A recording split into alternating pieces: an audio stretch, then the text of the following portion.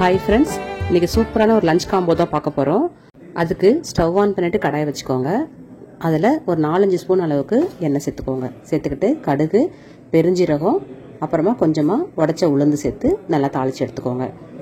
இது எல்லாம் நல்லா பொரிஞ்சு வந்ததுக்கப்புறமா நமக்கு தேவையான அளவுக்கு கருவேப்பிலை சேர்த்துக்கலாம். கருவேப்பிலை பச்சை கருவேப்பிலை இருக்கிற மாதிரி பார்த்துக்கோங்க.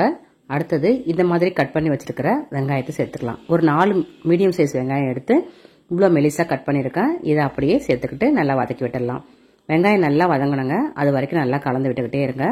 அப்புறமா இந்த ரெசிபிக்கு தேவையான பச்சை மிளகாய் சேர்த்துக்கலாம். சேர்த்துக்கிட்டு நல்லா கலந்து விட்டுருங்க. அப்புறமா உப்பு, ஒரு குட்டி ஸ்பூனால் 1/2 ஸ்பூன் அளவுக்கு மஞ்சள் பொடி சேர்த்து மிக்ஸ் பண்ணி விடுங்க. நல்லா வதங்கி வரட்டுங்க.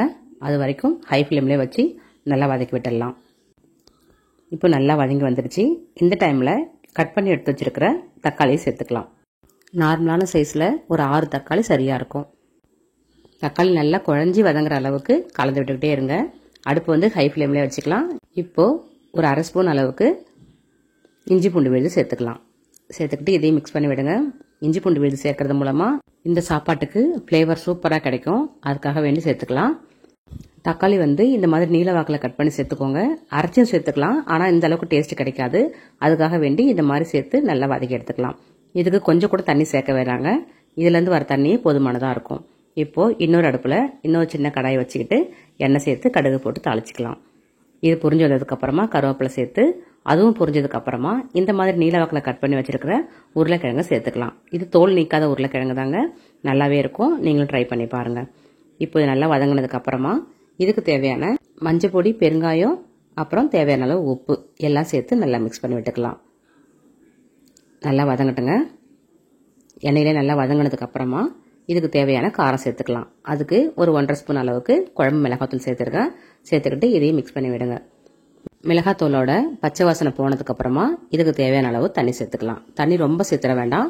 திட்டமாக இந்த உருளைக்கிழங்கு தனித்தனியாக வெந்து வர அளவுக்கு தண்ணி சேர்த்துக்கிட்டா போதும். அதிகமான தண்ணி சேர்த்துக்கிட்டிங்கன்னா உருளைக்கிழங்கு எல்லாமே உடஞ்சி போயிடும். அதுக்காக திட்டமாக சேர்த்துக்கிட்டு இந்த அளவுக்கு, அதாவது எல்லா உருளைக்கிழங்கும் முழுகிற அளவுக்கு சேர்த்துக்கிட்டா சரியாக இருக்கும். இப்போ பாருங்கள், இந்த தக்காளி தொக்கு இவ்வளோ சூப்பராகிடுச்சு. வெங்காயம் தக்காளி எல்லாமே நல்லா குழஞ்சி வதங்கி வந்திருக்கு. பாருங்கள், இந்த அளவுக்கு வதங்கினா போதும். இதுவே நல்லாவே இருக்கும். இப்போது நறுக்கிய கொத்தமல்லி சேர்த்து இதை அப்படியே இறக்கி வச்சிடலாம். தேவையான அளவு சேர்த்துக்கோங்க. கொஞ்சம் அதிகமாக சேர்த்துக்கிட்டா நல்லாவே இருக்கும். புதினா தேவைப்பட்டாலும் சேர்த்துக்கலாம். நான் இன்னைக்கு புதினாலாம் சேர்க்கல. புதினா சேர்த்திங்கனாக்கா பிரியாணி சுவையில் சூப்பராக இருக்கும். உங்களுக்கு பிடிச்சா சேர்த்துக்கோங்க. இப்போது இது ரெடி ஆகிடுச்சு. வாங்க சாதம் வடித்து வச்சுருக்கிறத பார்க்கலாம். இந்த ரைஸ் செய்கிறதுக்கு நான் பாஸ்மதி ரைஸ் தான் வடித்து வச்சுருக்கேன். பாருங்கள், இந்த மாதிரி பொல பொலன்னு வடித்து எடுத்துக்கோங்க. சாதம் வந்து ஒன்றோட ஒன்று ஒட்டாமல் இருந்ததுன்னா இந்த தக்காளி சாதம் அவ்வளோ டேஸ்ட்டாக இருக்குங்க. அந்த மாதிரி பார்த்து வடித்து எடுத்துக்கோங்க. இப்போது உருளைக்கிழங்கு ரெடி ஆகிடுச்சு. இன்னும் கொஞ்சம் நேரம் வச்சுருந்தாக்கா நல்லா கிறிஸ்பியாக வந்துடும். அது அப்படியே வெந்துக்கிட்டு இருக்கட்டும். வாங்க இப்போ நம்ம சாதம் பிசைஞ்சிடலாம். அந்த தக்காளி தொக்கில் வடித்து வச்சிருக்கிற இந்த சாதத்தை சேர்த்து நல்லா மிக்ஸ் பண்ணி விட்டுக்கலாம். ரொம்ப சூப்பராக இருக்குங்க. இந்த மாதிரி நீங்கள் தக்காளி சாதம் செஞ்சு பாருங்கள். ரொம்ப ரொம்ப சிம்பிள் இது. உங்கள் வீட்டு குழந்தைங்களுக்கு இந்த மாதிரி ஒரு லஞ்ச் செஞ்சு கொடுத்தீங்கன்னா ரொம்ப விரும்பி சாப்பிடுவாங்க. ட்ரை பண்ணி பாருங்கள். ரொம்ப ஆடம்பரம்லாம் இல்லாமல் சாதாரண தக்காளி சாதம் தான். இந்த மாதிரி சிம்பிளாக ட்ரை பண்ணி பாருங்கள். ரொம்ப டேஸ்டியாகவே இருக்கும். ரொம்ப செலவு இல்லாமல் வீட்டில் இருக்கிற பொருட்களை வச்சு நம்ம தக்காளி சாதம் ரெடி பண்ணிட்டோம். ரொம்ப சிம்பிளானது இது. நம்மள சில பேர் வந்து குக்கர் யூஸ் பண்ணி தக்காளி சாதம் செய்வாங்க.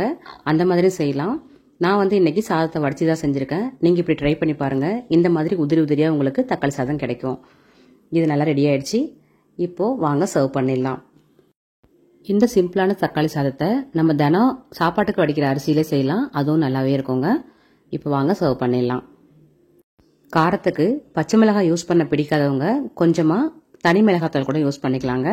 அப்போவும் இந்த மாதிரி கலர் கிடைக்கும் நம்மளுக்கு. அருமையான தக்காளி சாதம் ரெடி ஆகிடுச்சு. இப்போ வாங்க நம்ம உருளைக்கிழங்கு ஃப்ரை இதோட சேர்த்து சர்வ் பண்ணிடலாம். உருளைக்கிழங்கும் செம்மையாக ஃப்ரை ஆகிருக்கு. இந்த தக்காளி சாதத்தை கூட இந்த உருளைக்கிழங்கு ஃப்ரை சூப்பராக இருக்குங்க. நல்ல மேட்சிங்காக இருக்கும். ட்ரை பண்ணி பாருங்கள்.